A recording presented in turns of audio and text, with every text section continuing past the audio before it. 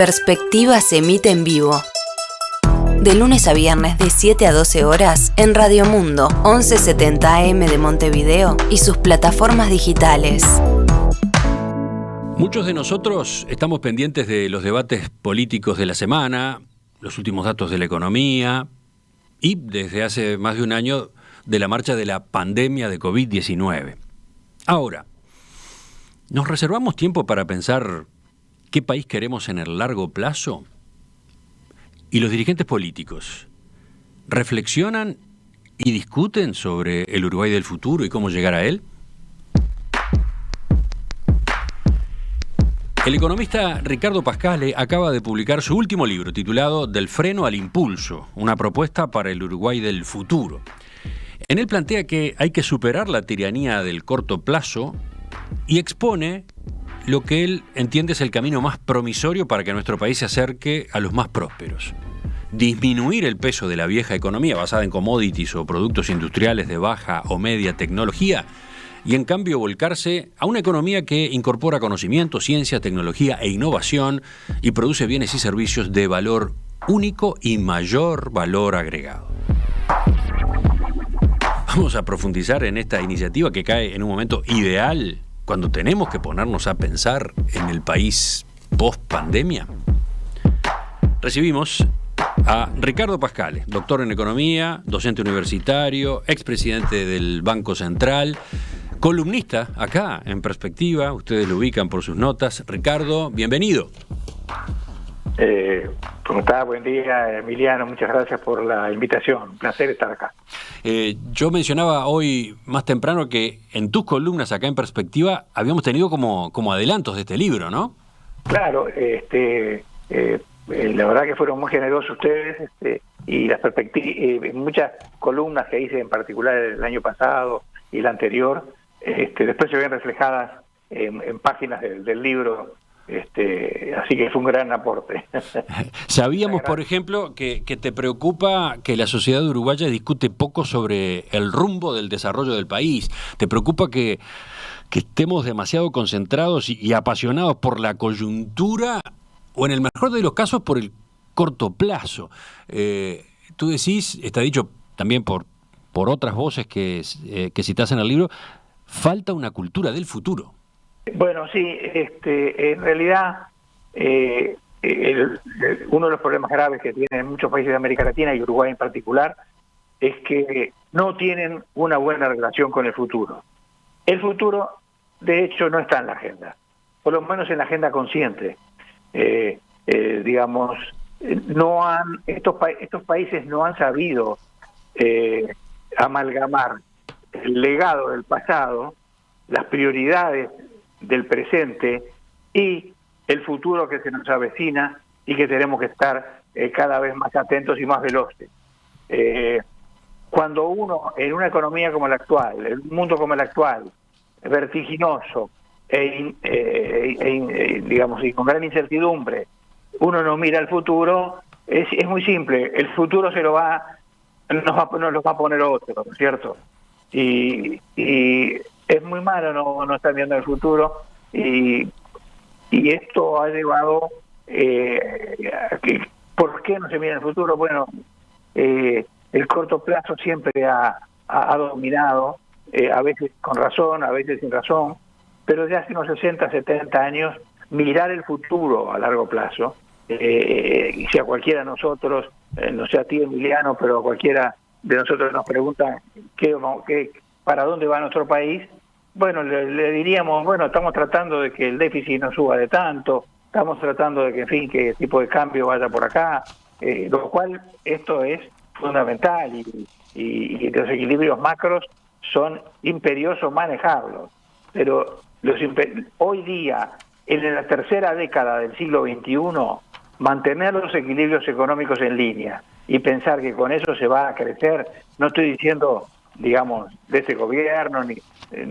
esto está más allá, digamos, es un tema inherente al país desde hace muchos años, sería una cosa un poco inocente, ¿no es cierto? Pensar que teniendo esos equilibrios son condiciones necesarias, pero no suficientes para crecer. Hoy estamos en otro mundo y cuanto más tardemos, mucho peor es. Sí, esa es una de las frases que quedan resonando en la cabeza de quien lee el libro, ¿no? Tener en línea los fundamentos macroeconómicos es una condición necesaria, pero no suficiente para el crecimiento en las revoluciones tecnológicas actuales. Y anoto otra frase tuya, a propósito de esta resistencia a pensar en términos estratégicos o con mirada larga. Decís, el futuro que deseamos no deviene solo, y menos en su mejor versión. Debe pensarse, trabajarse, forjarse, consensuarse. Lo construimos todos, para bien o para mal. Nos demos cuenta o no, estamos en ello. O sea, lo estamos construyendo también si no hacemos nada, ¿no? También si no pensamos en esta cosa, estamos construyendo un cierto futuro, ¿no? Exacto. El futuro que nos ha llevado al fracaso, el futuro que nos ha llevado a alejarnos de los países que desde hace muchos años eran nuestros referentes y estábamos en condiciones similares, y nos fuimos separando y se ha abierto una gran divergencia, ¿sí? del camino del producto per cápita de cada uno de estos países con respecto al nuestro. Y eso se termina siendo menores niveles de vida y de bienestar de la población. Justamente, le cuento a los oyentes, si vamos a este aspecto, ¿no? ¿Cómo es el rumbo actual del desarrollo de nuestro país? El libro dedica a esta pregunta las primeras páginas, todo un primer capítulo largo, bastante técnico, aclaro, donde Pascale expone qué ha pasado con el PBI per cápita de Uruguay en comparación con los países más desarrollados durante fines del siglo XIX, el siglo XX entero y lo que va del siglo XXI. Allí está todo explicado, desmenuzado, graficado, pero la síntesis es lo que señalabas recién, Ricardo. Nos hemos ido rezagando con relación a los países más desarrollados y también en la comparación con países relativamente pequeños como Finlandia, Australia, Nueva Zelanda, Singapur. Ponese el acento en esto último, ¿no? Efectivamente, sí. Y todo eso se debe, no sé si me interesa a esta altura responder a qué se debe esto. Sí, esa es la pregunta que viene a continuación. ¿Por qué? ¿Por qué ha pasado esto? Y esto ha pasado porque el crecimiento económico es de los temas más apasionantes que hay en economía. ¿Por qué crecen unos países y otros por qué no crecen? Y crecen por dos factores. Hay factores fundamentales, como las instituciones, la educación, la cultura, las instituciones políticas y económicas. Se llamarían factores fundamentales. Pero después hay unos factores próximos, que llamamos próximos, que son influidos por estos factores fundamentales. Estos son el trabajo, el capital, los recursos humanos. El trabajo, capital, recursos humanos y recursos naturales. Y esto fue lo que más o menos se nos enseñaba, porque era el estado del conocimiento en esa época. Tiempo después, a mediados del siglo pasado, vino un señor haciendo su tesis doctoral, después premio Nobel, ni hablar, evito nombres para no hacer densa la entrevista, y descubrió que ni el trabajo, ni el capital, ni los recursos naturales explicaban la mayor parte del crecimiento de los países. Era otra cosa que nadie sabía que era. Ni él ni su director de tesis, que fue otro premio Nobel muy importante. Era una cosa, digamos, que le llamaron progreso técnico. Hoy día es el conocimiento. Es la aplicación del conocimiento tanto sea al trabajo, al capital, a la generación de nuevos productos y nuevos servicios, con una incorporación de conocimiento generada por la ciencia, por la tecnología y por la innovación. O sea, el gran déficit que está allí es el factor conocimiento. No aparece, sí. Los economistas. El economista al que no mencionaste expresamente es Schumpeter, ¿no? Schumpeter solo. Sí, tú lo mencionabas, sí, en alguna de tus columnas, está en el libro. Hace 110 años, un joven austríaco que entonces tenía 28 señaló: En la naturaleza de las innovaciones está implícito el vértigo de emprender grandes cambios para poder dar grandes saltos. El mejor camino para que una nación se proyecte mejor en el futuro es que definitivamente asuma que solo innovando podrá alcanzar a los países más prósperos.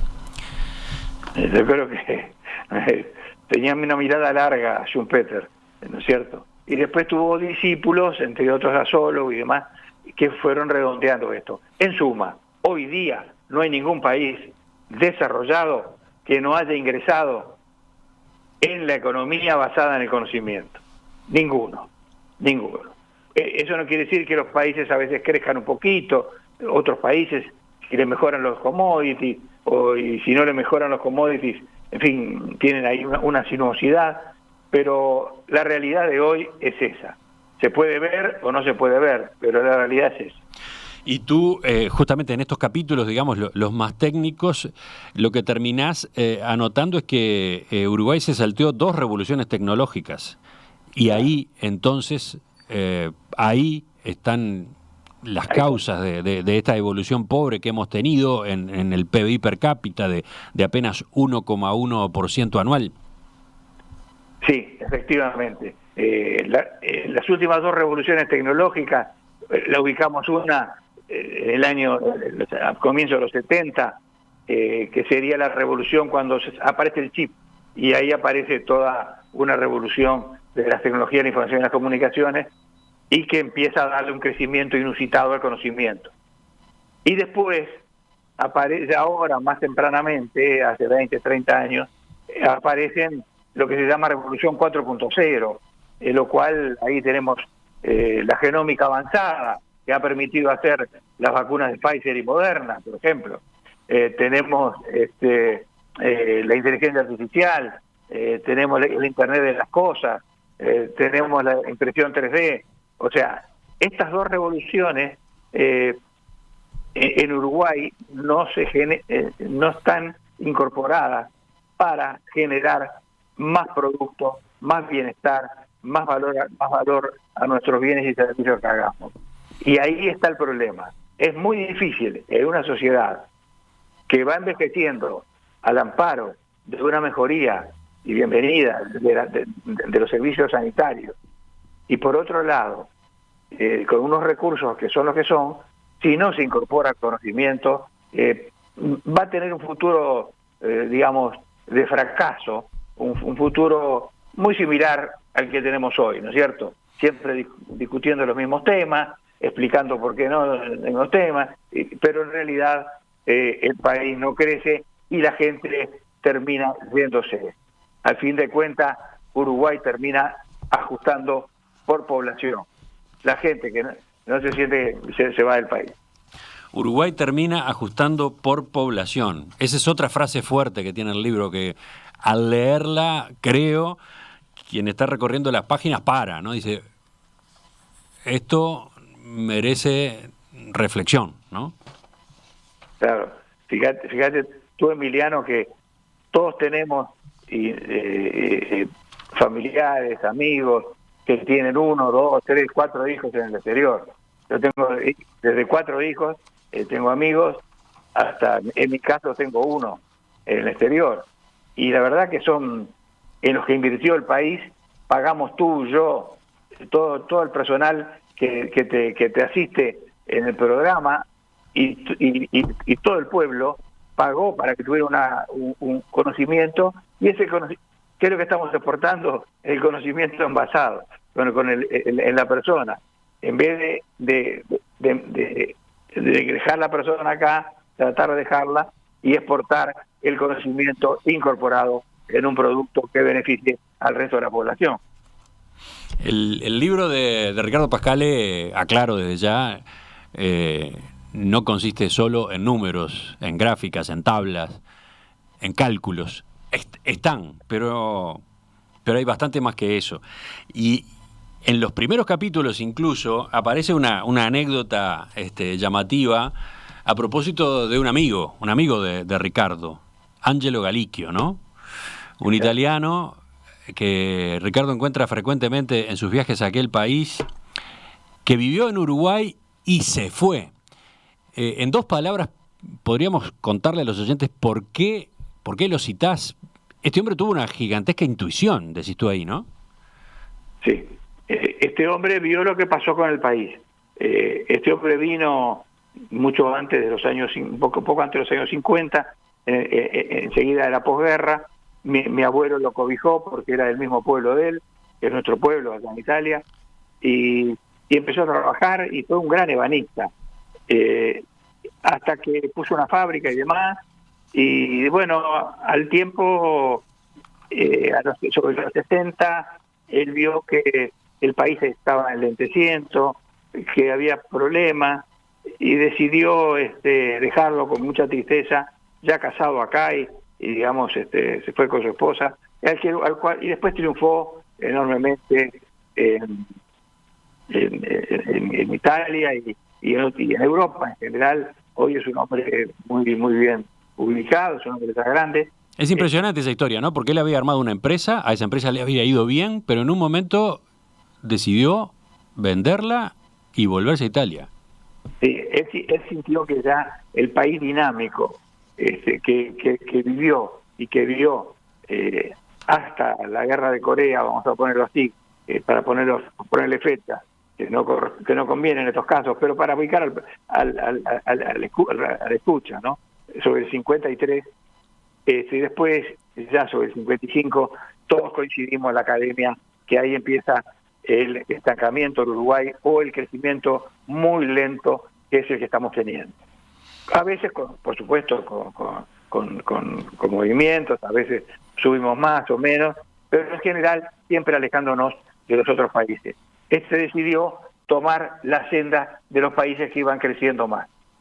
No sabía nada de economía, pero tiene un talento innato que cada vez que lo veo, todo esto lo terminó y él nunca lo pensó, digamos, en los temas que tuvimos en los 70, la lucha, digamos, interna, en fin, él eso nunca lo pensó. Eso nunca pensó que llegaría tanto, pero sí pensó que el país no tenía un rumbo claro. Y si lo mirás hoy, tiene un rumbo claro y es lógico, arreglando las cosas del presente y arreglando las cosas, digamos, que tiene que arreglar desde el corto plazo. Pero eso es una cosa, digamos, que es inherente a cualquier gobierno. Uh-huh. El problema es arreglar, es ir pensando concomitantemente con arreglar el corto plazo, ver el futuro, hacia dónde vamos, porque si no, como decíamos, el futuro te lo van a fijar los demás. Así de sencillo. Sí, entre otras cosas, tú advertís en el libro qué pasa si seguimos más o menos como estamos, si seguimos en la evolución económica que venimos trayendo en los últimos años, si no se produce ningún cambio fuerte, rupturista. Vamos a encontrar por delante desafíos importantes. En esto, Emiliano, quiero ser muy claro. Acá no hay maldad de nadie en no mirar esto, ¿eh?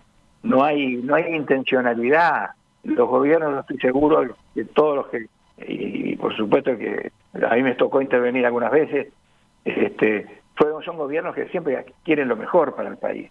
El tema es que alguien tiene que decir para dónde va esto, para dónde va, además de tener el déficit fiscal en línea, además de tener todas las variables monetarias en línea, además de tener, digamos, todos esos aspectos. Bueno, ¿cómo hacemos para crecer el empleo? ¿Cómo hacemos para exportar más? ¿Cómo hacemos para...? Tú decís acá, muy probablemente, si se sigue así, se irá transitando hacia un empobrecimiento de la clase media y, siendo ya enorme el tamaño del Estado, no podrá continuar cubriendo la falta de empleo ni hará al país competitivo.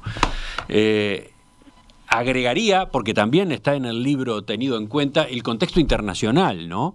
El mundo, en cuanto a la distribución de poderíos económicos, ha ido cambiando de manera sensible en las últimas décadas, ¿no? A ver, ese punto, ¿cómo juega? Ese punto juega también dentro de no mirar el futuro. Tenemos que tener en cuenta una cosa. El siglo XIX fue un siglo europeizante. Europa era, digamos, que fue el siglo que nos enseñaron a nosotros. Y bienvenido sea, no es una crítica a esto. Es un hecho de la realidad. Después vino el siglo XX, que fue un siglo que de gran dominio de Estados Unidos, un siglo americanista, y este siglo, el siglo XXI, es el siglo de Asia. Y esto lo tenemos que comprender muy bien, porque Asia lamentablemente no se nos enseña, pero en varios, si tomamos algunos milenios de la historia del mundo, vamos a ver que Asia fue el centro del mundo la mayor parte del tiempo. A nosotros nos tocó nacer entre el mundo del siglo XIX y el mundo del siglo XX, y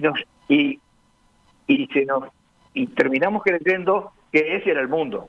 Ahora descubrimos que China ya tiene más Producto Bruto que Estados Unidos, y tiene muchísimos más científicos en ciencias duras y en las que van a hacerle tener más tecnología, y Japón y Corea y Vietnam y en fin, y Nueva Zelanda, que también lo colocan en Asia, y Australia, obviamente, y por mencionar algunos países. O sea, el mundo es asiático, y el problema que tenemos, que nosotros a Asia lo consideramos como una anécdota, como un cuento. Asia, sí, en fin, China, etcétera. He tenido mucha suerte de ir cuando reanudamos relaciones hace 38 años, y he ido después algunas veces, no solo a China, sino a Japón y a Corea y a otros países de Asia. Y cuando uno ve eso, ve que, digamos, las tradiciones son muy fuertes, y la competencia entre ellos es enorme, tienen un altísimo nivel de trabajo y tecnológico, y de hecho se está viendo que van, digamos, avanzando fuertemente en el mundo. No tener en cuenta este tipo de temas, que yo no lo veo arriba de la mesa para nada, y si lo veo, lo veo como una anécdota, o como una cosa, en fin, interesante, pero como una distracción. En realidad, ese es el mundo que tenemos que vivir. Mirá, por supuesto que Estados Unidos. Por supuesto que tu libro ya había salido, ya se había editado, pero hace pocos días tuvo lugar la primera presentación del presidente Joe Biden ante el Congreso de Estados Unidos. El discurso ese fue muy removedor, ¿no? Ha dado mucho que hablar. Y tengo acá marcadas dos frases, dos párrafos. Dice Biden: veremos más cambios tecnológicos en los próximos 10 años que en los últimos 50. Así de rápido está cambiando la inteligencia artificial y muchas otras cosas. Y nos estamos quedando atrás en la competencia con el resto del mundo, dice el presidente de Estados Unidos. Agrega: hace décadas solíamos invertir el 2% de nuestro Producto Interno Bruto, el 2% en investigación y desarrollo. Hoy, menos de 1%. En cambio, mientras tanto, China y otros países se están acercando rápidamente. Tenemos que desarrollar y dominar los productos y tecnologías del futuro, las baterías avanzadas, la biotecnología, los chips de computadora, la energía limpia, decía el presidente Biden. Claro, ahí hay gente mirando el futuro. Estados Unidos hoy día, lamentablemente, se le ve como una sociedad más complaciente, y bueno, fuimos grandes y somos los uno. Y Biden está poniendo el acento en este tema, que ya lo había empezado a poner el presidente Obama. Desafortunadamente, no tengo nada personal contra él, pero dejarle a Asia 4 años del presidente Trump, digamos, con sus características muy peculiares, y todavía este tránsito con la pandemia que tiene ahora Estados Unidos, dejarle a China o a Japón o a Corea 5 años, 6 años de casi, digamos, con gobiernos zigzagueantes, es muy malo. Y Biden lo tiene muy claro, y la gente que lo asesora a Biden. Pero los que asesoran a Biden no son los que miran el déficit fiscal. Está claro, para eso está el Ministerio del Tesoro. Estos son otros que están mirando qué le va a pasar. Y él insiste en eso. Obama ya insistía en esto con mucha lucidez, porque ya vio que la tecnología americana estaba perdiendo la innovación. Estados Unidos estaba perdiendo el dinamismo innovador, que fue el que lo llevó a ser el primer país del mundo. Y sigue siendo, pero ya el propio presidente no tiene mucho que ocultar, y lo tiene que decir, y es muy importante que lo diga. Yo creo que la verdad esa hay que decirla, con elegancia, sin herir a nadie. Nadie es culpable, somos todos culpables en el fondo, pero hay que decirla. Y ahí viene lo que está haciendo. No culpa a nadie, pero dice, nos estamos quedando. Hablando de eso, donde nos estamos quedando, tú utilizás un paralelismo con la música, ¿no? Decís que nosotros venimos en una evolución que si fuera un concierto estaría pautada por un tempo larguísimo y que en cambio hay que saltar a un allegro vivace con brío. Te propongo que después de la pausa veamos esta segunda hipótesis, esta segunda posibilidad. ¿Qué ocurre si Uruguay opta por una ruptura, por una disrupción y emprende este otro camino? Ya volvemos a la entrevista con el contador Ricardo Pascale a propósito de su libro Del freno al impulso, una propuesta para el Uruguay futuro. Del freno al impulso, una propuesta para el Uruguay del futuro. Ese es el título del último libro de Ricardo Pascale, doctor en economía, expresidente del Banco Central, docente universitario y en este momento presidente del Consejo de Administración del Instituto Pasteur de Montevideo. Casualmente, digo porque los temas que a Ricardo le preocupan tienen en el Pasteur una base a partir de la cual intentarse. Es más, hace pocos días charlamos con él y con las autoridades del Pasteur sobre un proyecto muy interesante en esa dirección, ¿no? ¿Qué dice Ricardo en su libro a propósito de lo que ocurre si el país en materia de crecimiento abandona el larguísimo y opta en cambio por el allegro vivace con brío? Vamos a esa parte de su exposición enseguida. Ricardo, tú decís en el libro en un momento, una de las posibilidades es que en los próximos 10 o 15 años no pase nada radical, disruptivo, ni favorable ni desfavorable. Lo que pasará en ese escenario es que se irá transitando hacia un empobrecimiento de la clase media y siendo ya enorme el tamaño del Estado, este no podrá seguir cubriendo la falta de empleo ni hará al país competitivo.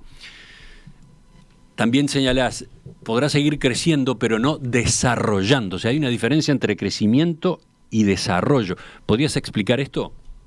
El crecimiento tiene que ver más con aspectos cuantitativos, ¿no es cierto?, de bienes y servicios a disposición de la comunidad, pero el desarrollo ya tiene que ver con unas vetas más sociales, digamos, con mucha mejor distribución del ingreso, que Uruguay la tiene bastante bien, estamos en buena posición en eso.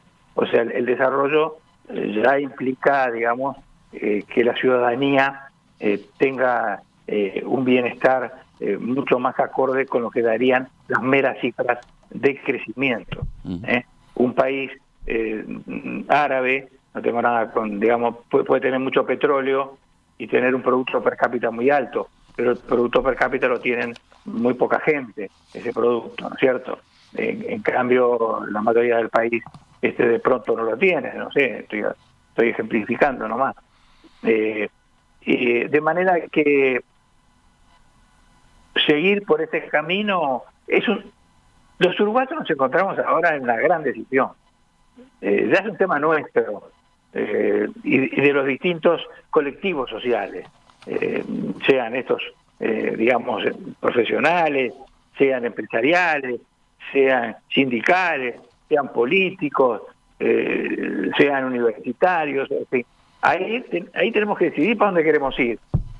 Si queremos seguir como hasta ahora, vamos a seguir cada vez lentamente, y yo no sé, porque ya la tecnología está creciendo tanto que nos va a ir dejando hasta sin carne, ¿no? Porque la van a estar haciendo en laboratorios, como tú sabes, igual que yo. Entonces, se me ocurre que tenemos que entrar, pero no más o menos tibiamente, sino radicalmente, que naturalmente se hace en etapas, pero con una firmeza. Eso requiere primero en una economía más basada en el conocimiento, donde la ciencia, que parece el país haberla descubierto a partir de esta pandemia, el país parece haber descubierto que teníamos un GACH que asesoró espléndidamente al Poder Ejecutivo, que tenemos un Instituto Pasteur que hizo un PCR que es como los mejores del mundo y que ahora lanzó ya en medio de la economía del conocimiento su primer Venture Builder, o sea, para hacer startups innovadores en la ciencia de la vida, o sea, una sola salud, que ya hablamos contigo hace unos días, con el doctor, esto es un viejo proyecto del doctor Carlos Battiani, que digamos, yo desde la presidencia lo he apoyado fervientemente porque era el sueño de mi vida. Entonces, va a ser un ejemplo típico. Tendríamos que tener muchos Venture Builders como el Instituto Pasteur para sacar adelante el país hacia esta senda del conocimiento. Lo primero que tenemos que hacer para esto es ponernos de acuerdo nosotros. Naturalmente, cuando hay un consenso o una negociación, no todo el mundo sale con la misma, en fin, todos tenemos que ceder algo. Pero si no hay un consenso como el que hubo cuando salimos de la dictadura, que ese lo viví yo, ni lo leí, ni me lo contaron, lo viví yo. Nuestra tarea era hacer todo lo mejor que podíamos, pero salimos adelante porque nos apoyaron los líderes de los 3 partidos políticos que en ese momento componían el gran espectro político nacional. Y o sea, un primer punto, entonces, un gran consenso. ¿Para dónde vamos a ir? ¿Seguimos igual? Perfecto. Si los uruguayos entendemos que este es el camino, sepamos claro cuáles son las consecuencias de este camino. O tomamos el otro camino, que es un camino, digamos, de prosperidad, de acercarnos a la prosperidad, de que la gente tenga otra ilusión, la misma ilusión que tenía yo cuando terminaba de estudiar, que iba a tener trabajo, y que iba a tener un buen trabajo, y que si yo me preocupaba salía adelante, y que, digamos, podía prosperar. Aquí la educación tiene que ser otro de los motivos del gran consenso, ¿no es cierto? La educación es fundamental. La educación para la economía, para el conocimiento, tiene que tener características muy especiales. Por ejemplo, la creatividad, Emiliano, prácticamente no existe, digamos, y la creatividad es fundamental. Yo no sé cuánto se da de hacia dónde va el mundo en primaria y en secundaria, pero eso en los países grandes, tengo nietos que viven en Europa y me explican a mí cómo va el mundo, y yo les pregunto a los otros nietos que tengo acá, le digo, ¿a vos te enseñan esto? Dicen que no. O sea, entonces seguimos estudiando cosas que pueden ser muy interesantes, pero se pueden dar en menos tiempo e ir más al grano, que es de donde va a estar el blanco y el negro del país, ¿no es cierto? No puede ser que una persona conozca la palabra innovación a los 35 años o 40 años, sin saber bien tampoco qué es. Algo innovador, qué sé yo, en fin, lo toma más como una cosa de moda, mucho más que profundamente. Acá nos va la vida. O sea, tú insistís en que esto tiene que estar en la educación, tiene que estar en la escuela prácticamente, ¿no? Sí, claro. Como está en Finlandia y está en todos los países. Ni hablar. Ya en la escuela. Y una educación que a su vez que fomente la creatividad. La creatividad, eso es muy importante. Por otro lado, supongo que en la agenda esta que hay que recorrer también figura la inversión en innovación y desarrollo, esa que yo recién citaba como una preocupación del presidente Biden en Estados Unidos. En Uruguay estamos en torno al 0,4% del producto, cuando por lo menos habría que llegar a 1% y luego seguir de largo, ¿no? Sí, yo propongo 1% y seguir para 1,5%, ¿no? Porque todo esto se hace por etapas y con planes bastante claros para en qué se va a enfocar, a dónde va a ir. Por supuesto, planes que son siempre flexibles a la luz de las realidades que se van dando, pero tenemos que subir la inversión en I+D De lo contrario, no es realista pensar en transitar ese camino. Estados Unidos está desesperado, el presidente. Imagínate nosotros. Y tú anotás al pasar, creo que ya lo señalaste recién, ojo que este no es un tema solamente de porcentajes, ¿no? Es un tema de dónde se concentra esa inversión, ¿no? Exacto. Ya hoy día, ya en el siglo XXI, en la tercera década del siglo XXI, ya tenemos una democracia del conocimiento. Una democracia del conocimiento. O sea, ya la población, el votante, el pagador de impuestos, el contribuyente, ya quiere saber qué pasa con todo esto. No es cuestión de que, digamos, yo doy un porcentaje determinado, sino saber qué se hace, qué se va a hacer. Y eso tiene que ser parte de la agenda nacional, ¿no? Y sería maravilloso, y estoy seguro que andaría muy bien. Tenemos una gran ciencia y tenemos otras condiciones, Emiliano, únicas en América Latina para tener esto. Esto es lo que más me angustia. O sea, hay países que lamentablemente pueden estar lejos de esto, pero Uruguay tiene muy baja corrupción, tenemos aspectos institucionales muy importantes, tenemos una distribución razonable del ingreso, tenemos una democracia plena, en fin, tenemos una cantidad de, por mencionar algunos elementos. Bueno, y tenemos un buen desarrollo de las TIC, ¿no? De las tecnologías de la información y la comunicación. Estupendo, porque este tema de innovación, las ICT y las TIC juegan un rol transversal en todo esto, en cualquiera de las cosas que te dije, desde la impresión 3D a la genómica avanzada. Ya las precisamos, o sea, las TIC, por suerte, fue un sector que se desarrolló, es una de las excepciones más esperanzadoras, ¿no es cierto? Pero después, si no, tenemos pocas innovaciones. Volvamos a qué papel le corresponde al Estado en este proceso disruptivo que tú estás demandando. Hablábamos de que, bueno, desde el Estado obviamente se va o debería generarse el acuerdo nacional en esta dirección. El Estado tiene mucho que decir en cuanto a la educación que se precisa, pero después tiene que conducir este proceso, tú lo planteas en el libro, y además, no solo eso, tú pensás en un Estado muy activo, no solo en la promoción de este rumbo de desarrollo económico, sino incluso un Estado emprendedor que asuma riesgos como inversor en los proyectos más sensibles. ¿Podemos ver esto? Claro. A ver, la innovación y toda esta economía tiene riesgos, digamos, de fracasar.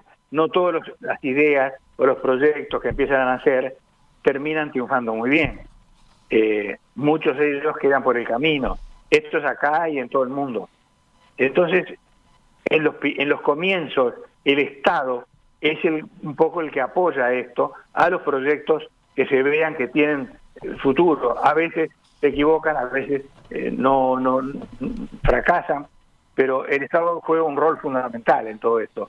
Si uno mira a Estados Unidos y piensa que fue Silicon Valley solamente la que hizo levantar a Estados Unidos tecnológicamente en su momento, vamos a ver que, por ejemplo, Internet lo hizo el Departamento de Defensa de Estados Unidos, invirtiendo miles y miles de millones de dólares en aquel momento. Y eso después fue tomado por muchachos inteligentes, talentosos, innovadores, y llevaron a innovaciones. Pero si no hubiera estado el desarrollo anterior del Internet, y esto que te puedo decir de Internet, te lo puedo decir para el celular, te lo puedo decir para las pantallas del celular, para los chips, siempre está el Estado atrás de esto, haciendo un primer desarrollo, como lo hizo también en Moderna, ¿no? Estuvo el Instituto Nacional de Salud de Estados Unidos, ¿no? Si tú das acá otro dato, página 175, en biotecnología, 75% de las nuevas moléculas parten de una investigación que ha sido financiada por el Estado en laboratorios de los Institutos Nacionales de Salud de Estados Unidos. Claro, que es un instituto muy grande, con sede en Bethesda, cerca de Washington, ahí donde trabaja el famoso doctor Fauci, que tanto ha tenido enfrentamientos con el expresidente Trump, y tenía razón, por supuesto. Y el Instituto Nacional de Salud interviene mucho en estas cosas y apoya mucho. Entonces después la molécula se sigue desarrollando. Se podría citar el caso de Israel también, ¿no? En este papel de un Estado muy activo e incluso inversor de riesgo. Claro. En realidad, los ejemplos que el mundo nos da es que el Estado en los estadios iniciales tiene que hacer un fuerte apoyo. Eso no quiere decir hacer un apoyo así, digamos, en fin, sin un rumbo claro, sino con cosas muy claras y con proyectos muy prometedores y ya estudiados por científicos. Y después el Estado va soltando la mano y que siga, pero que es muy importante que también en todo esto los investigadores y los institutos que promueven estas cosas participen del éxito. No puede el Estado solamente estar en las pérdidas.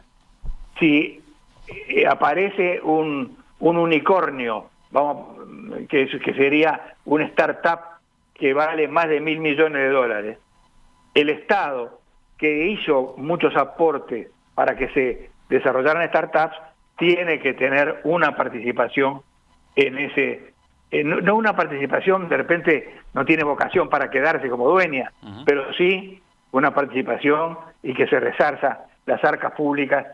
Esto funciona con un portafolio de proyectos, ¿no es cierto? Algunos salen bien y el Estado se resarce, y otros no salen bien y el Estado es perdidoso, pero que entre los que tienen éxito y los que no tienen, el Estado salga muy bien parado. Es una palabra, que la sociedad salga muy bien parada, ¿no? Ahora, ¿y cómo? ¿Cómo poner el acento? ¿Dónde poner el acento? Tú propones en el libro que el enfoque esté basado no en sectores, sino en misiones. ¿Podemos explicar este concepto? Sí, este es un concepto en el cual ha insistido mucho una economista muy valiosa llamada Mariana Mazzucato. Mariana Mazzucato insiste en que la misión, como es el caso del Venture Builder del Instituto Pasteur, el Laplace del Instituto Pasteur, tiene como misión una sola salud, en términos de la ciencia de la vida. ¿Qué es una sola salud? No hay salud humana si no tenemos salud animal y no tenemos salud del medio ambiente. Ahí se encuentra transversalmente. No va a un punto concreto, no se va al sector metalúrgico a desarrollarlo, sino que quien tiene que entrar en un gran problema, gran ciencia para resolver grandes problemas que cada vez se hacen más, Emiliano, interdisciplinarios, interdisciplinarios. Tú mencionabas las TIC, o sea, esto, hay químicos, hay biólogos, en fin, y es por allí la cosa. Es más que ir a un sector. No quiere decir que esté mal ir a un sector, pero se pierde energía, a mi gusto. Sí, otro ejemplo es por el que podríamos denominar, no sé, el Uruguay verde, ¿no? Porque el Uruguay que se desarrolla en armonía con el medio ambiente y reduciendo sus contribuciones en materia de gases de efecto invernadero, etcétera, ¿no? Exactamente. Y Uruguay, entonces, estas últimas dos revoluciones que hablamos hoy, no las salteamos.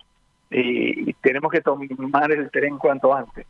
Esta es mi opinión, pero es una definición que tienen que hacer los uruguayos. No yo. Preguntan desde la audiencia varios de los mensajes, ¿de dónde sale el dinero? ¿Quién invierte en un cambio de paradigma como este? Bueno, en este momento es obvio, lo saco de escena, el momento actual, que ya tienen enormes problemas con el tema de la pandemia. Pero, por ejemplo, para el oyente le podemos dar el Venture Builder del Pasteur, se hace todo con fondos privados. Todo con fondos privados. Uh-huh. Hay muchos privados en el mundo y algunos en el Uruguay que están dispuestos a invertir en ciencia, en tecnología, en innovación, en proyectos de este tipo, como el Lab del Instituto Pasteur. O sea, lo que pasa es que no hay que esperar siempre del Estado, que el Estado nos dé todo, ¿no? Aquella frase de Kennedy, ¿no? No le pidas al Estado cuánto nos tiene que dar, sino digamos al Estado qué podemos darle nosotros a él, ¿no? Uh-huh. En fin, yo creo que es muy importante, y además aquella gran frase de Keynes, lo diría, ¿no? Que cuando dijo, no importa, cuando me preguntan qué tiene que hacer el Estado no tiene que hacer lo que pueden hacer, sino tiene que hacer lo que no hace, no tiene que hacer lo que hacen los privados, mejor o peor, sino que lo que tiene que hacer es lo que no se hace. Entonces, empujar lo que no se hace y también fomentar, digamos, con los medios que pueda tener la inversión privada. Que yo creo que puede ser muy importante con las tasas de interés que tenemos en el mundo, ¿no? Ir por este camino, tú lo subrayás, tiene una cantidad de ventajas.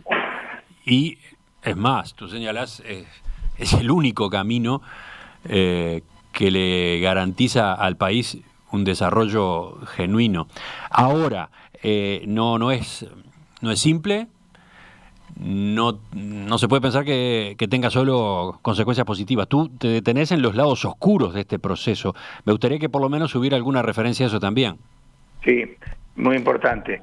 Me pareció que había que ser equilibrado en esto y no ser, si no la gente se pone, hay noveleros de todas estas cosas. O sea, yo puse algunos lados oscuros que tiene estos desarrollos. Uno de ellos, hay que tener mucho cuidado con la fuerza laboral y reinternarla, porque mucha fuerza laboral estuvo preparada y adiestrada para otra economía, una economía de las cantidades, una economía que había que hacer siempre lo mismo. El Estado también, nadie le dijo que tenía que ser innovador, más aún, a veces todos los que hemos trabajado en el Estado, yo cuando he trabajado y he querido ser innovador, he tenido mis dificultades, pero no en mi época del Banco Central, sino mucho antes, siendo funcionario. Entonces, hay que, un lado oscuro es que a la gente, va a quedar mucha gente con dificultades de reinsertarse pese a que vayamos por etapas en este nuevo paradigma. Ahí el Estado tiene que ayudar y las empresas tienen que ayudar a recomponerla. Pero también hay otros que me importa más, Emiliano, o igual, me importa igual. Se produce una divergencia entre la gente que gana muchísimo dinero y la gente que gana muy poco dinero, ¿no es cierto? Eso hay que tratar de tener políticas públicas que eviten esas grandes disparidades en la distribución del ingreso. Si no hay una buena distribución del ingreso, no solo no hay desarrollo, sino que tampoco hay una paz para trabajar, paz en el sentido de la gente esté contenta y feliz de trabajar. Esos son algunos desarrollos negativos, pero hay otros que tienen que ver con la salud, ¿no es cierto? Con la salud mental, decís. En particular con la salud mental, ¿no es cierto? Empiezan a haber disfuncionalidades mentales, como por ejemplo el estrés crónico, ¿no es cierto? La depresión, las proyecciones de depresión son enormes. Ya tenemos más de un país con un ministerio de la soledad, cosas que para nosotros nos parecen quizás fantasiosas, o en fin, un poco extrañas, pero ya son una realidad. Toda esta economía tiene su lado oscuro que se va conociendo, y por favor, si este fuera el camino que tomamos los uruguayos, no solo miremos el sol, sino que también miremos que puede haber sombras, que hay que cuidarla para que justamente esa economía pueda ir adelante, ¿no es cierto? ¿Querés ver cómo hacemos radio? La mesa y la entrevista central de En Perspectiva se transmiten también en vivo y en video HD a través de enperspectiva.net. Para terminar, y con el poco tiempo que nos queda, Ricardo, 2 o 3 referencias, digamos. Algunos oyentes señalan la coincidencia o notan coincidencias entre tu planteo y la prédica de Juan Grompone, del ingeniero Juan Grompone, a quien hemos escuchado en tantas ocasiones hablar de estos asuntos en la tertulia. Bueno, a esos oyentes les comento, Grompone escribe una columna. El libro tiene varios columnistas invitados y uno de ellos es Juan. Pero, ¿cuál es tu respuesta a esa inquietud que viene de la audiencia?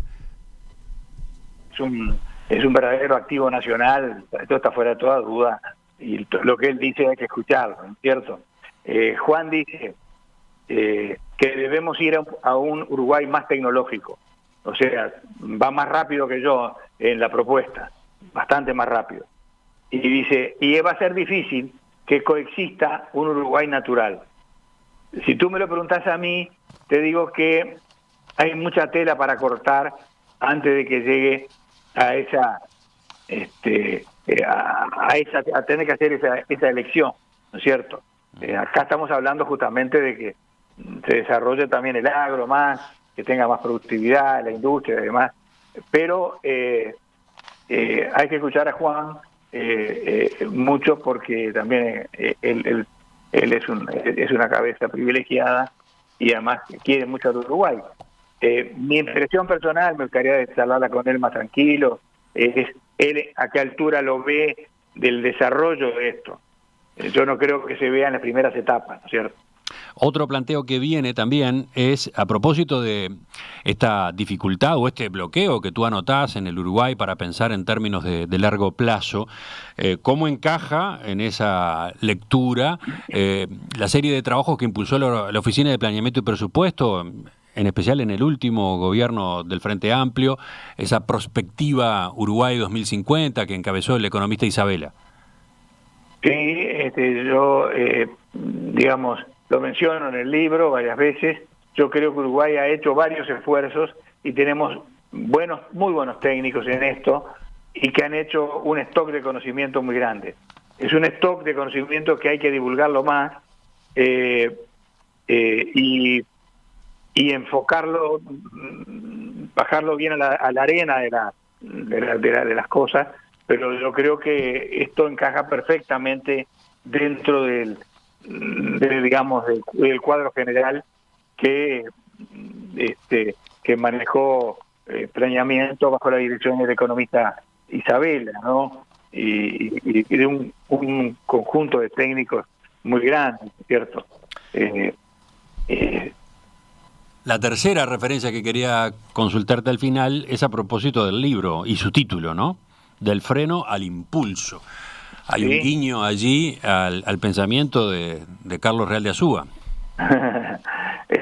Bueno, Carlitos, como se le llamaba, él quería que lo llamáramos, fue profesor mío, un intelectual de primera, una persona muy agradable, de una cultura fantástica. Y bueno, él ahí hace en su libro todo un análisis del vallismo y después cómo el propio impulso eso llevó a que se frenara. La verdad que no tengo más que agradecimientos a todos los que nos enseñó Carlos o Carlitos, pero el libro lo que vio es que hay un freno y que tenemos que salir un impulso. No entra en el debate, más allá de que cosas que dice Carlos puedan servir para esto, ni hablar, ¿no? Pero Carlos escribió el libro ese, que es muy bueno, en el año 64, antes de que empezaran esas revoluciones tecnológicas que estamos hablando, que son las que nos están haciendo ya ahora sí disparar. Pero él ya estaba preocupado, y era el año 64, años parecidos a lo que Galiquio se fue para Italia. O sea, tenemos un gran intelectual diciendo algo, y tenemos un ebanista. Ricardo Pascale, doctor en Economía, hoy presidente del Consejo de Administración del Instituto Pasteur Montevideo. Gracias por acompañarnos esta mañana. Felicitaciones por el libro, por el trabajo. Está generando discusión, está provocando debate. Lo conveniente va a ser en cualquier momento retomar tu planteo, incluso justamente con otras voces, conviviendo, compartiendo el micrófono con otras voces. Ya lo organizaremos, ¿de acuerdo? Con gran gusto, Emiliano, y muchas gracias por la invitación. Ha sido un placer. Hasta la próxima. Hasta la próxima. ¿Ya venimos con la tertulia de este lunes? Sí.